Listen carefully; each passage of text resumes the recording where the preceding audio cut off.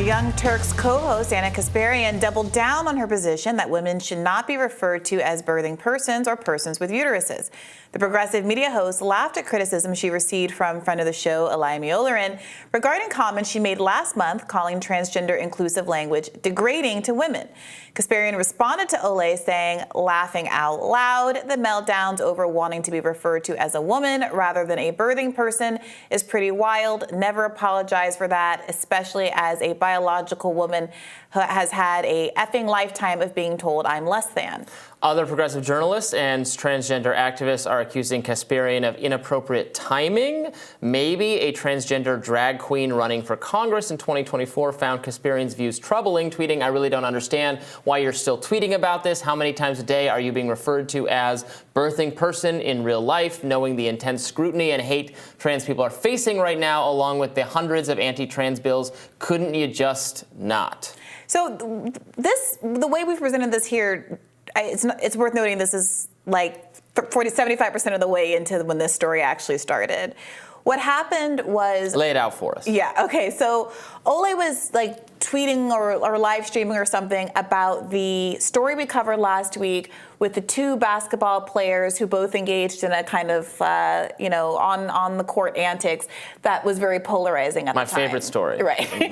my so much interest I have in it.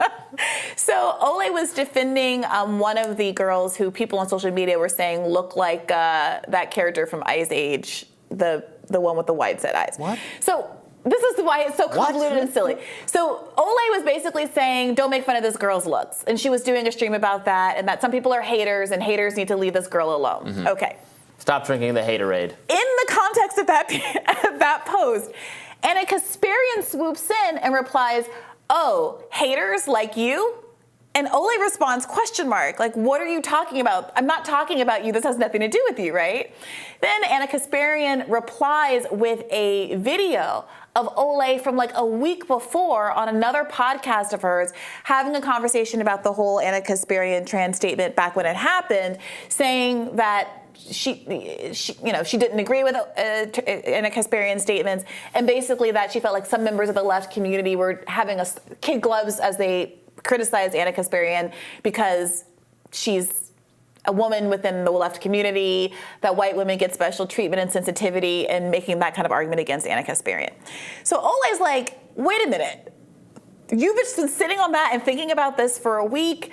I'm not even talking about the trans stuff right now. I'm just talking about this basketball player. So this whole thing blew up, and Ole ended up ultimately responding with a video of Ana Kasparian from over a year ago, in which Ana Kasparian actually makes a very compelling argument for why inclusive language like birthing persons has its place and that people have an opportunity to use it, pointing out that Ana Kasparian herself has had a really hard course shift on this particular issue and now seems to not understand why people use that language. Of course, Ana Kasparian has the right to be called whatever she wants to be called. If she doesn't want to be referred to as a birthing person, it's not clear to me who exactly is referring to her as a birthing person, but I think others are more than happy to continue to refer to her as a woman, as we all have been doing this whole time. Maybe she had an experience where that came up, and that's why she doesn't like it. And she was neutral before, but now she has yet to point to that experience. Sees how demeaning and after weeks and weeks of talking about it, she has yet to point to that experience.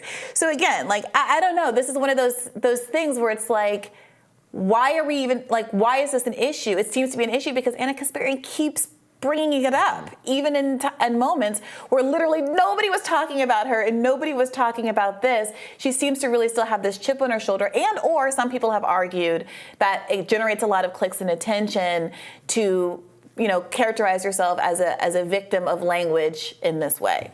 So, that being said, what do you make of it all?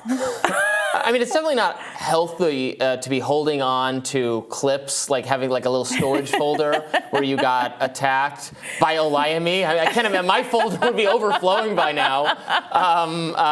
This is a folder on our desktop that says L's. So that's not, everybody's got to step away from this thing we do every now and then. Yeah. You just got to let it roll off you. Yeah. If you take it too personally or you stay mad at people, it's not healthy. I think, we were talking talking about this before the show started today. Like, I think social media, I'm against the view that social media is just this very bad thing and it's very bad for everyone. I think that's like a moral panic. I think there are a lot of ways it improves a lot of people's lives, gives you access to information, entertainment, puts you in conversation with a lot of people beyond what we were able to do. But look, some people are too online. Some people's mental health is clearly impacted by living on this space. Not ours. We're very healthy. Not ours, of course. We can quit whenever we want. We're doing it right. We're so mentally healthy. It's unbelievable. But some people would benefit from stepping away more, just like not paying attention to what the haters or anyone is saying. But now our entire business model sometimes is like reacting to what other people are saying. We do a lot of reacting to it. Viewers like reaction. So that's part of the model of doing this. But you kind of have to have a thick skin. Although, again, I agree with what Ana Kasparian is saying about these terms and their clinical, she is allowed to be called a woman. In fact, ugly nature. Maybe the best response, maybe people should just take to the internet and under all of her posts say, just affirm her. Woman, woman, woman. Just like woman her into complacency. I want to make it really clear in case anybody was thinking about referring to Ana Kasparian as anything other than a woman. Well, that is inappropriate. She has made her preferences very clear. And gosh darn it. But you're kind of, but this is kind of interesting because you're sort of making fun of the idea of someone demanding being referred to a certain way, which is the entire conservative criticism of pronouns and everything. Contrary, I sincerely am begging everyone to use Ana Kasparian's preferred identification. I want nothing more than for Ana Kasparian to only ever hear herself referred to as a woman for the rest of her life, unless she changes her identification, which is her right to do. Okay, we should all, be... It's good to be polite to people. I don't know. I'm making these really mundane observations. Be nice to people. Generally describe them the way they want to be described. I also think people get again, on both sides of this. I think when conservatives get way too bent out of shape over pronouns, it's kind of silly. I also think when pronoun people get way too bent out of shape about it, it's really obnoxious. Is this the first thing you need to tell me about yourself, honestly? People were mad at Sam Smith, the singer. There's this clip that was going around where he was talking about how much he likes fishing and how he wants to be a fisherman.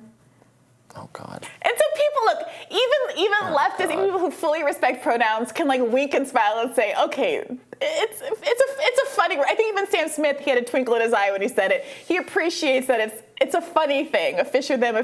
Look at me, he's more attention, I need more attention. Right, we're all human beings here. We get, and I will say, I just interviewed on Monday on my podcast, Bad Faith, Aaron Reed, who we interviewed here as well, who has been following the hundreds of anti-trans bills that have come down the pike just this year alone and has been doing a really good job of it. But I also asked her some tough questions about the parts of this that are harder, I think, for the left to defend, including specifically the first 30 minutes or so of the conversation was about trans women in sports and how to deal with the fundamental reality that sports are sex segregated, not gender segregated, but sex segregated because of differences between the sexes and the inability of, on the aggregate, women to compete with men, people who were assigned women at birth, female at birth, to compete with people who were assigned male at birth. And how can you ever, without completely undermining the idea of sex-segregated sports, deal with the advantages that trans women have? And we talked about the Olympics efforts to get at these issues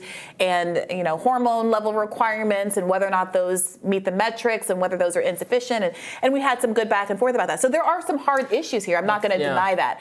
I do think that, though, the kind of this manufactured idea, there's something manufactured about the idea that the average woman who identifies as a woman, who's a cis woman, is being constantly asked to identify as something else outside of perhaps some forms in a hospital somewhere that, yes, are intended to accommodate everybody, including people who might feel differently than you. And so occasionally you're going to have that inconvenience. Including fisher-thems.